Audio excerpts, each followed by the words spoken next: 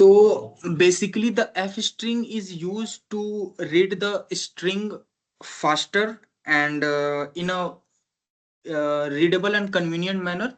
So here I have written a string, uh, and I have tried to format it.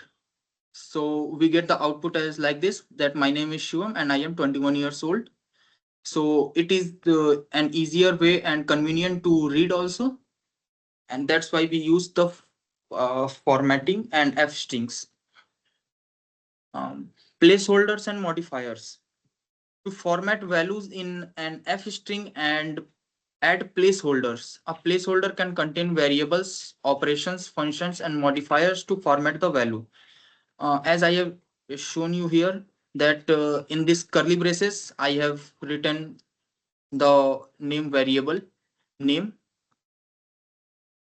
or you can see here also price is equals to 59 has been declared, and in the text we are trying to format the price is in curly braces price dollars. So we will get the output as, let me show you the output once. So here you can see the price is $59. So it is the fast and it is easily readable manner. A placeholder can also include a modifier to format the value. A modifier is included by adding a colon followed by a legal formatting type like .2f, which means fixed point number with two decimals. So here let be it.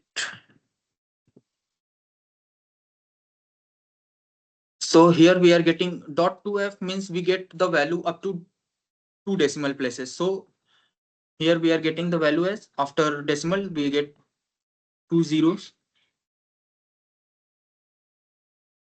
If I tried here 877, then also it will format the data and it will print up to two decimal places only.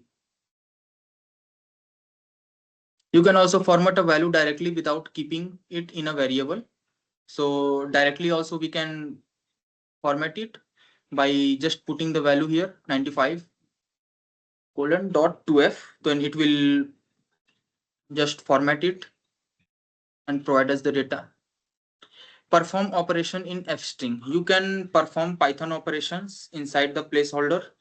You can do math operations like here 20 into $59. So here we are trying to multiply the data basically. So here we can see the output is 1180 59 into 20. So we can also perform math operations. Basically here we are getting that you can also perform math operations on variable, that firstly we declare the variable and then we can multiply the values. So it will also result the correct data.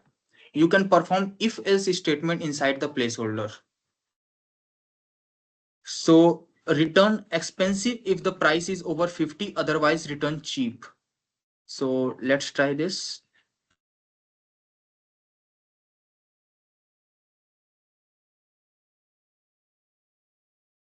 So in the placeholder, we have written if else code that it will print expensive if price is greater than 40, else it will print cheap. So let's see what we get the output. So it is very cheap. So but if we put the value as 60, then we get the data as it is very expensive. So if else condition is working very well here. Execute function in f string. You can execute function inside the placeholder. Use the string method upper to convert a value into uppercase letters. So it will basically convert the value to uppercase.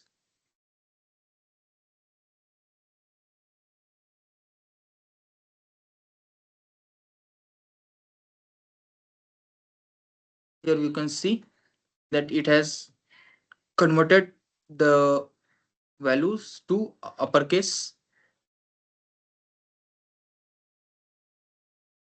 Function does not have to be a built-in Python method. You can create your own functions and use them. So it is not necessary to use the built-in method. Also, we can also define our methods and build our functions, and we can use it in the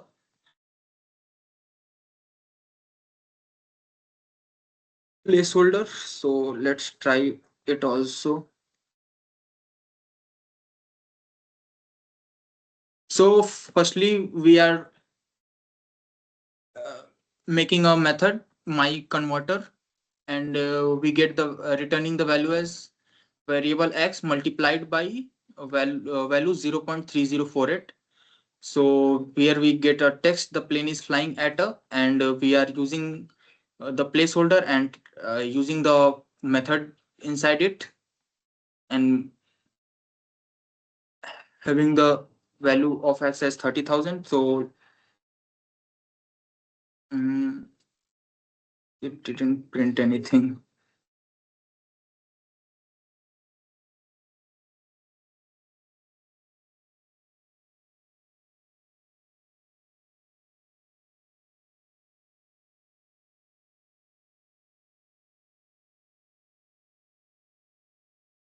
Yes, the plane is flying at an 9144.0 meter altitude. So here we have done an operation.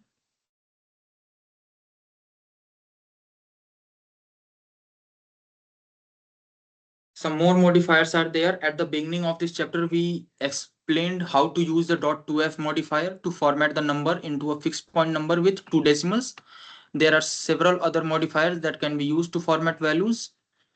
So use a comma as a thousand separator. So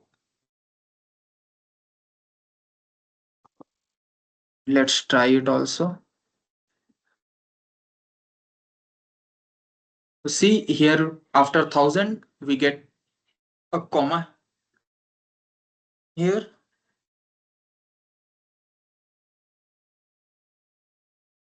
So basically, these are modifiers which can be used, and here are some list of the formatting types.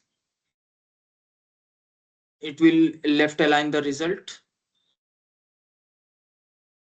and then it will right align the result. Similarly, many formatting types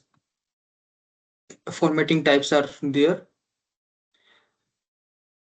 String format. Before Python 3.6, we use the format method to format string.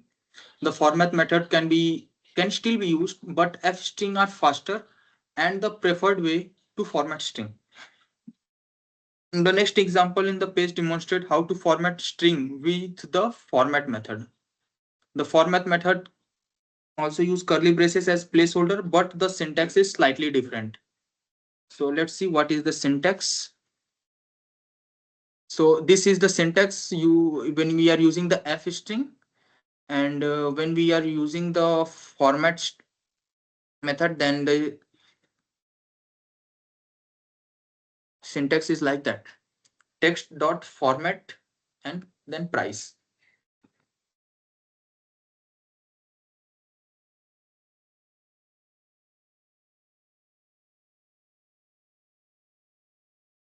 So yes, we are getting the output. The price is $49. It is fetching the data from here. Use the placeholder, and placeholder get its value from here. You can add parameter inside the curly braces to specify how to convert the value. So we can write here .2f, or if it is a larger number and we want to separate it using a comma after the thousand value, then we can use comma also. Check out all the formatting types in our string format reference. So there is a reference given here, a link. Clicking on the link, it will drag us to the Python string format. Rather on going this, yes.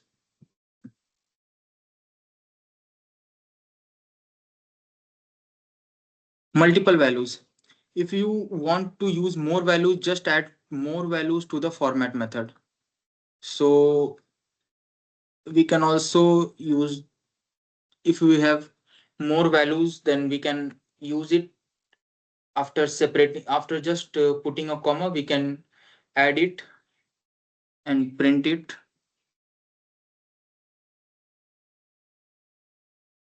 Given. So, and add more placeholders. So here we are given a variable quantity, item number, and price. And let's try to format the string here.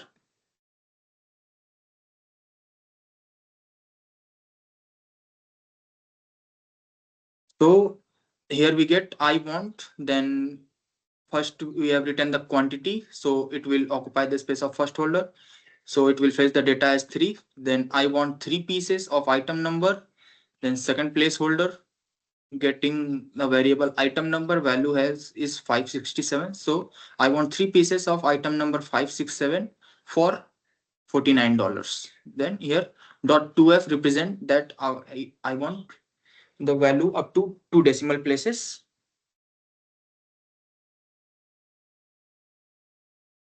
Index number, you can use index number, which means a number inside the curly brackets 0, to be sure the values are placed in the correct placeholder. So you can use the index number also.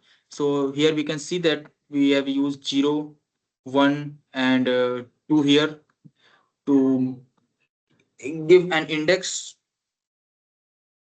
to be sure that the value are placed in the correct placeholder. So basically this is the value that will go to index 0. Item number is the value that will go to the index 1, and price will go to the index 2. Also, if you want to refer us refer to the same value more than once, use the index number. So using the index number only, we can use the value more than one time. So let's use it.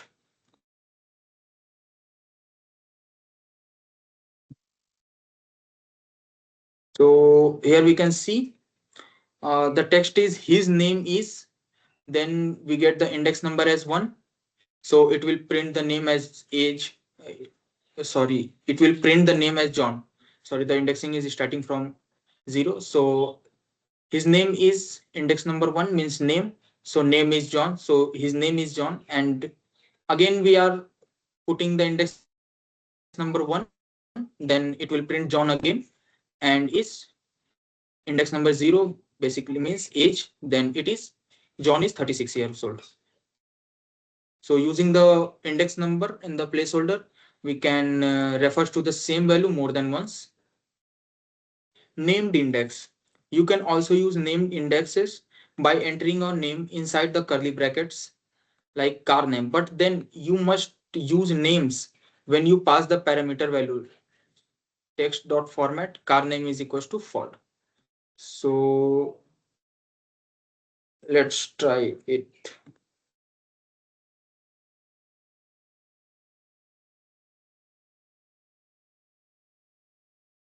So my order is a variable which has a value. I have a then a car name, and it is a and there is again a placeholder of model. And then we are trying to format the data and replacing the car name you by Ford and model name by Mustang. So we get output as I have a Ford and it is a Mustang. Python user input. So how we take user input? Um, Python allows for user input. That means we are able to ask the user for input. For following examples, ask for your name, and when you enter your name, it get printed on the screen. So to input, to take the input from the user, Python uses input method. So let's try it also.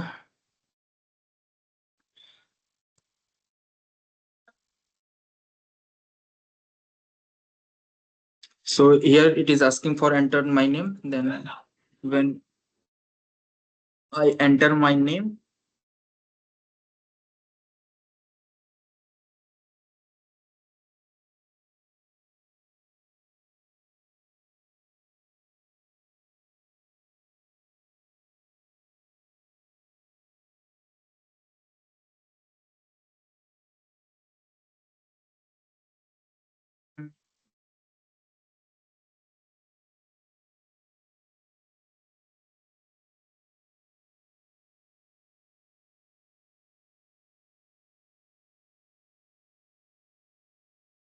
Wait, let me open the code in terminal.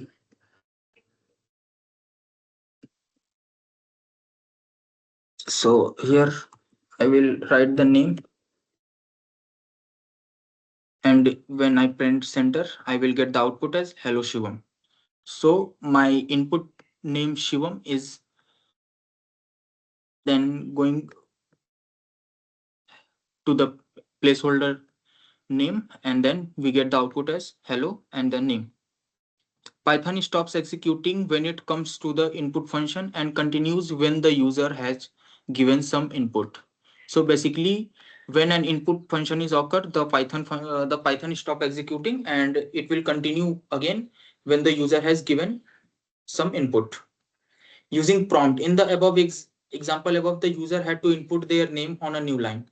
The Python input function has a prompt parameter which acts as a message you can put in front of the user input on the same line. So using the prompt on the same line,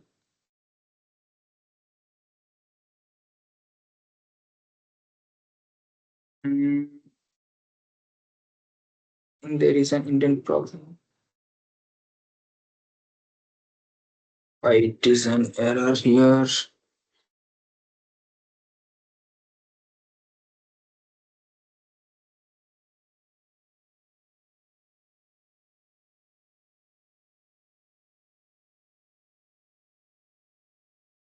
What error is showing here?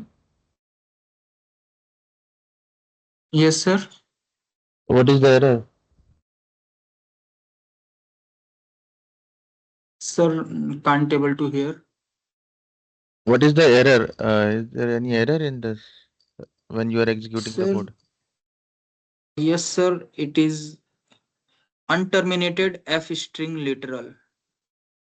So Declared line 2. Print के बाद F आएगा bracket के अंदर नहीं। बाहर आएगा ऐसा कुछ नहीं, ये नहीं, एरर यहीं कहीं कुछ है। Uh, Unterminated f string.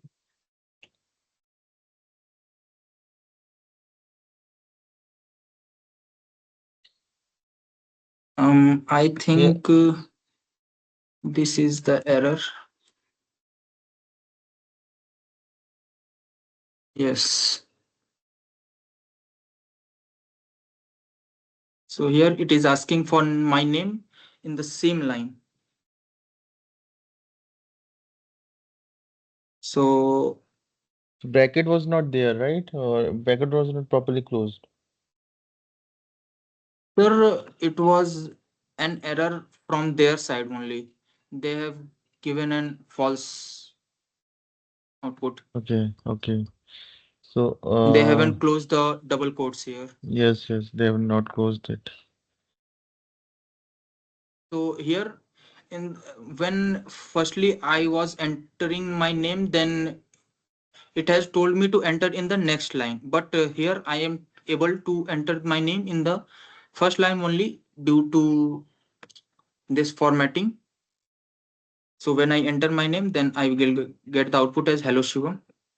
So using prompt like this, we can enter our name in the same line. Multiple inputs can also be taken. You can add as many inputs as you want. Python will stop executing at each of them, waiting for user inputs. So here we can see.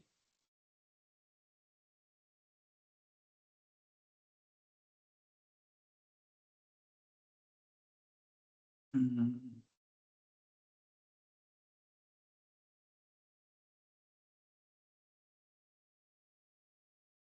So let run in the terminal. So it is asking for my name first. So let's enter my name.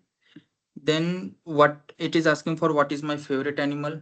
Then let enter dog. What is your favorite color? Let it be white. Sorry, spelling mistake. Favorite number 7. So do you want a white dog with 7 legs? So here we get a string here. So that's how we can take multiple inputs one by one, and the program will stop executing till the user has input any data.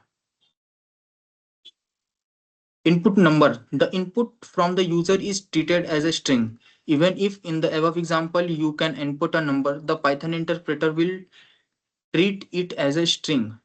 So you can convert the input into a number with the float function.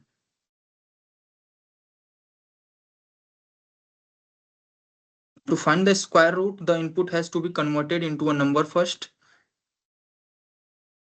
So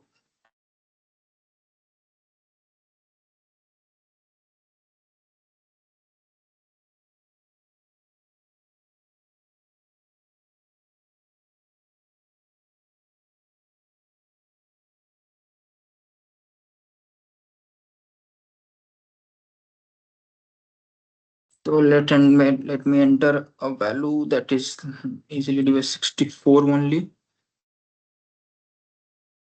Oh, sorry.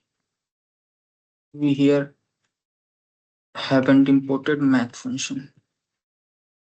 Import math.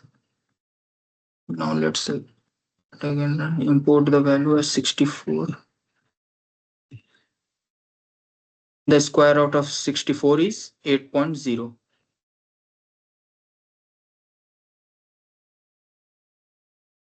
Validate input. It is a good practice to validate any input from the user. In the example above, an error will occur if the user inputs something other than a number. So if I will enter any string or any character rather than adding using a number, then I will get an error. To avoid getting an error, we can test the input, and if it is not a number, the user could get a message like wrong input, please try again, and allow to make a user input. So we will use the while loop until we get the correct input. It will keep on asking for the input. So let's try it.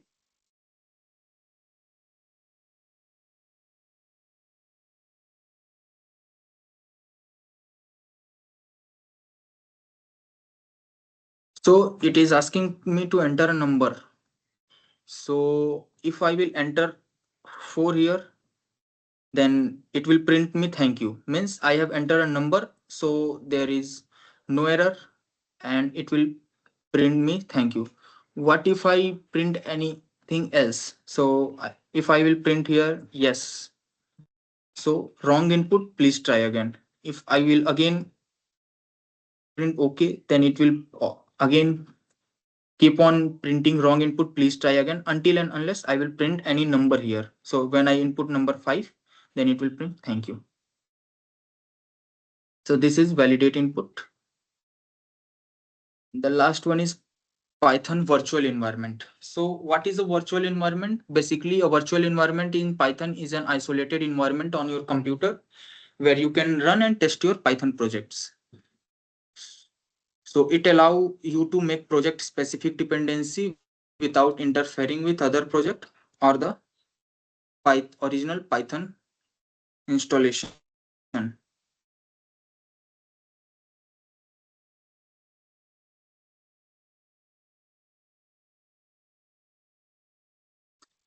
Think of a virtual environment as a separate container for each Python project. Each container has its own Python interpreter, has its own set of installed packages, is isolated from other virtual environments, and can have different version of the same package. So basically the virtual environment keep the project dependencies separated. Means It also have different versions of the same package, which basically avoid version conflicts between projects. Using virtual environment is important because it prevents package version conflict between project, makes project more portable and reproducible, keeps the system Python installation clean, allows testing with different Python versions. How to create a virtual environment? To create a virtual environment, we write a command venv module. Python has a built-in module for creating virtual environment. To create a virtual environment on your computer, open the CMD and navigate to the folder where you want to create your project and type this command. So for Windows, the command is this python -m venv my first project. Then it will create a my virtual environment of the name my first project. This will set up a virtual environment and create a folder name my first project with subfolders and files like this. So the file and folder structure will look like this. My first project include library script and dot dot dot. To activate the virtual environment, So use you need the to actually install Jupyter for this. I think in Jupyter we can create a virtual environment. Shivam, Jupyter. Yes, sir. Jupyter you people installed in your system or not? Where I've I told you think, to install Jupyter. sir, we get this type of file here when we try to install the Jupyter. Which file?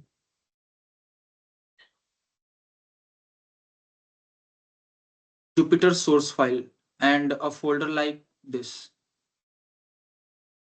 containing an untitled file. No, it is online. It is available. You can download it. Jupyter. Okay, sir.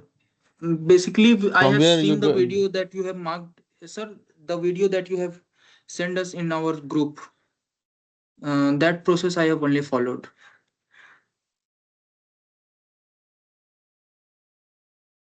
No, no. When you do one thing, when you check, when you search on the Google, open the Google and type there Jupyter. J U Y Jupyter.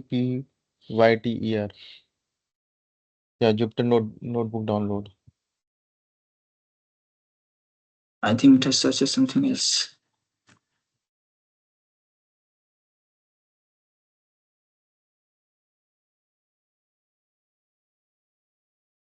Yeah, this is Project Jupyter.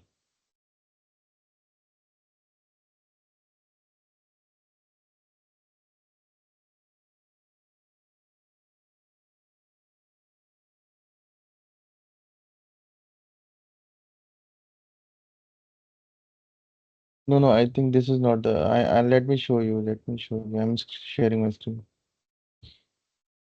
Yes, sir.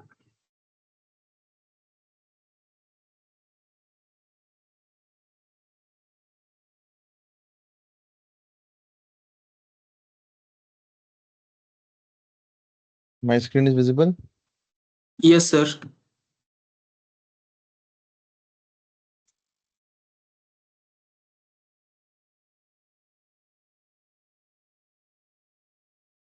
When you search in the Google Jupyter online, okay, you will get these links. Any of the link you can click here, and then after that,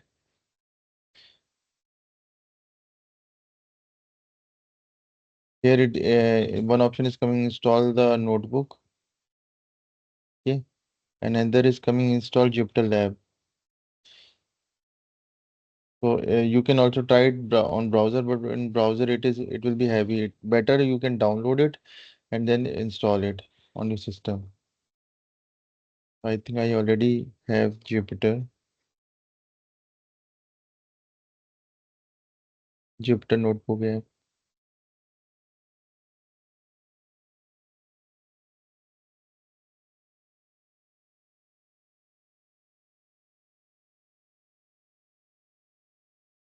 The clicking on install the notebook is redirecting me to the same web page that I have opened.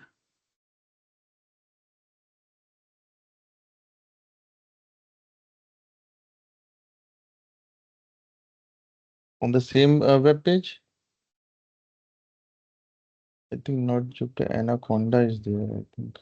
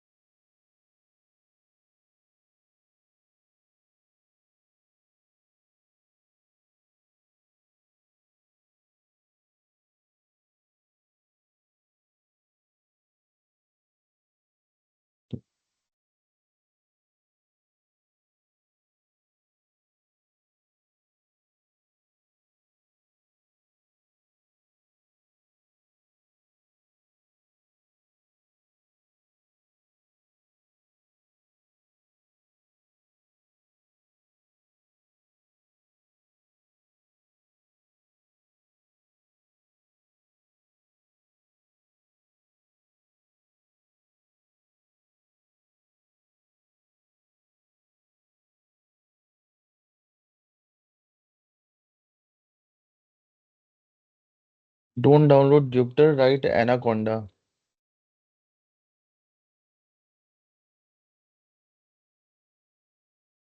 Anaconda Jupyter.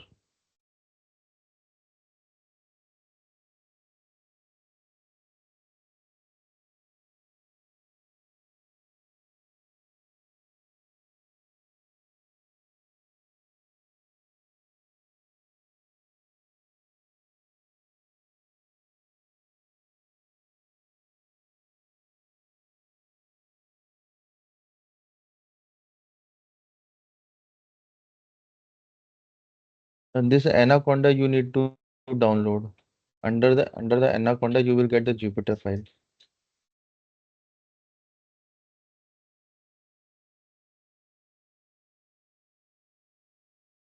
Anaconda Navigator.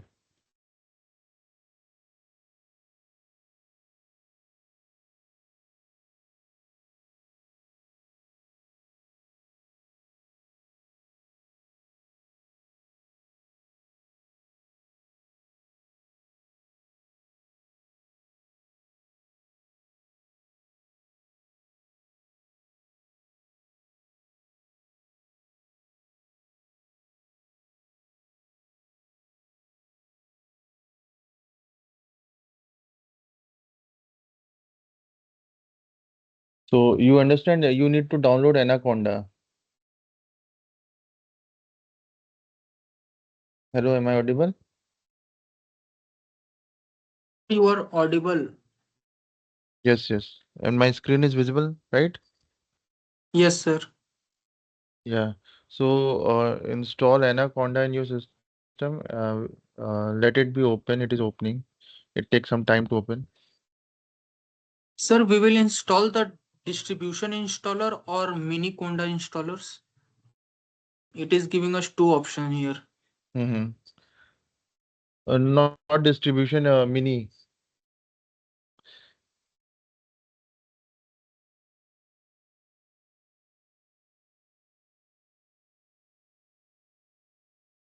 Let this open, then I will let you know.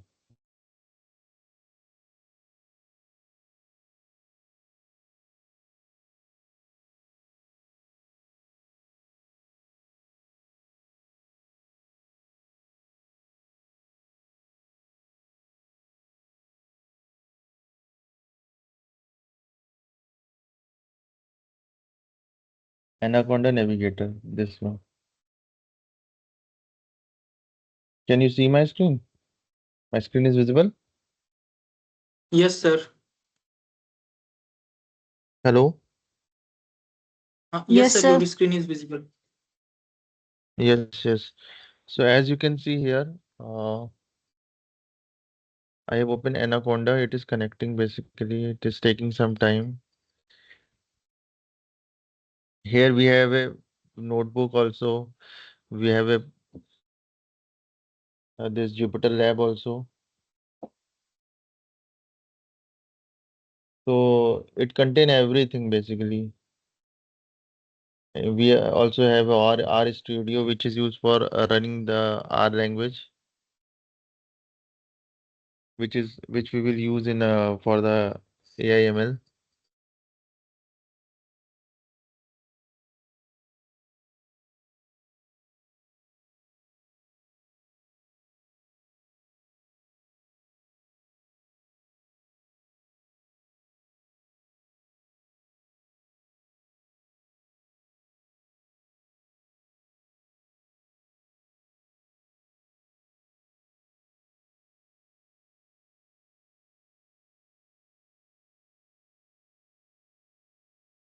So as you can see, it is a Anaconda Navigator 2.5.3.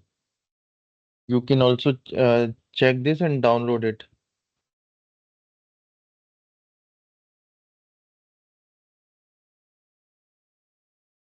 There is a one updated version is also available, so you can download the updated version.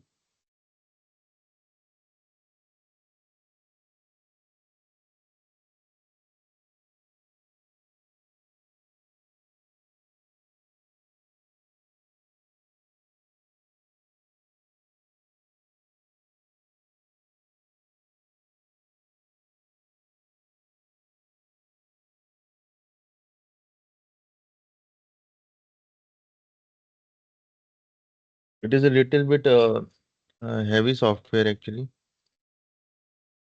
this Anaconda Navigator. But once you install, you will get entire package of other uh, software which is used in AIML.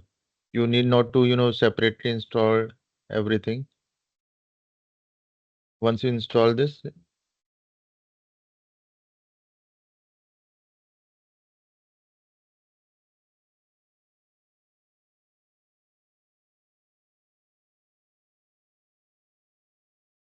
are you trying to download at your end this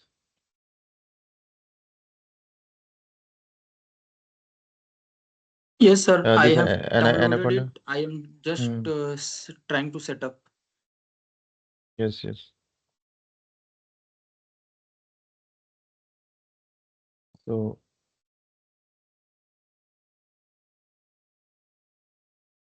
fine. Download.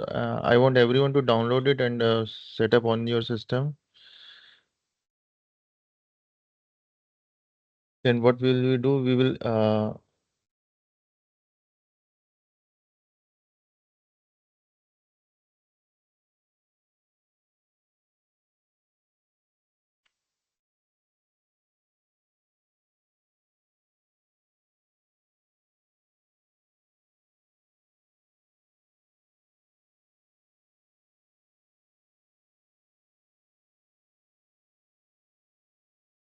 we will connect tomorrow again around 10:30.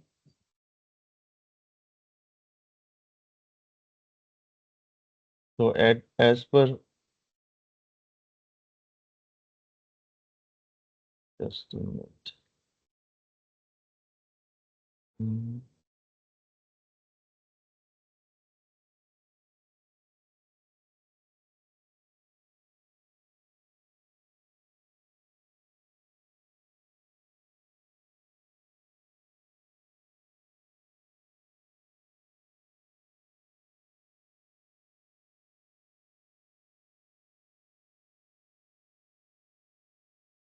So as you can see here, as per our Gantt chart related to the IML, still we have not reached we have not covered NumPy and Pandas libraries.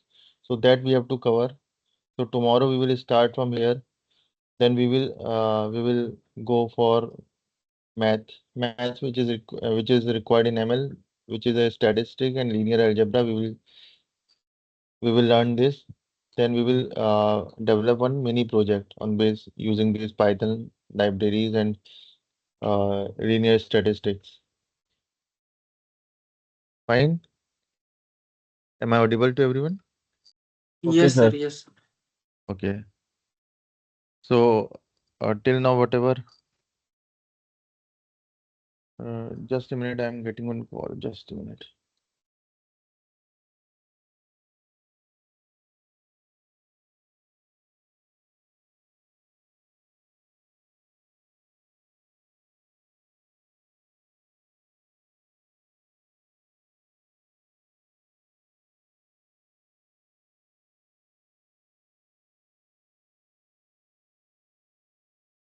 Yeah, sorry. So what I'm saying that tomorrow we will cover NumPy and Panda, which is a Python library. Then we will look for mathematics, which is required in the ML. Then we will prepare a mini project. These we have to cover by this week, but so we'll see how we can do this. Still, we have 3 days. Saturday will be a half working day. Okay, so on Saturday there will be only one session. Evening session will not be there. Fine. So we will cover accordingly. So I would expect whatever we have learned till now. So practice everything. Whatever Shivam has presented and whatever Shivam has presented, you people need to be do practice at home so that while preparing the project, you will not get any issue in that. So the more you do the practice, the more it is better for you. And from tomorrow, anyone from you can be asked to do the presentation on NumPy or Panda. So be prepared. Everyone has to be prepared. It is not like that the Shivam daily Shivam will give the presentation. Each day, new person will give the presentation.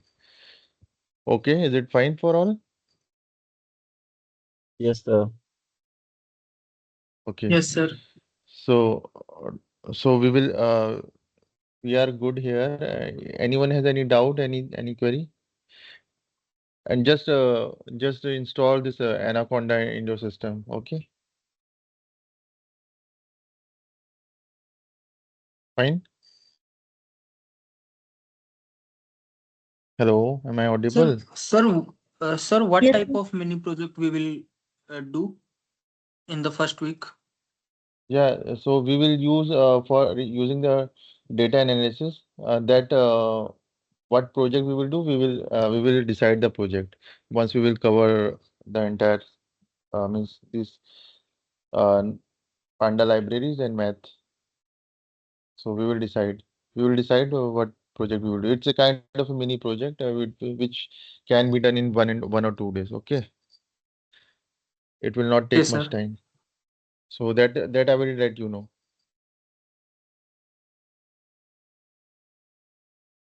So, but everyone should install Anaconda at your system. So, till now, if no one has any query, any question, then we can wrap up this call for today, and we'll join tomorrow again. Okay, sir. Okay, fine. Then we are wrapping up this call. Thank you all. Thank you very much, and happy learning. thank you, sir. Thank you, sir.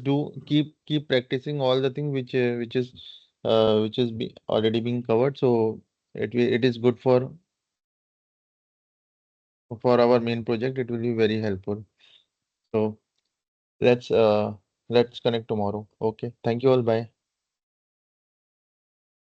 Thank you, sir. Thank you. Bye. Thank you, sir.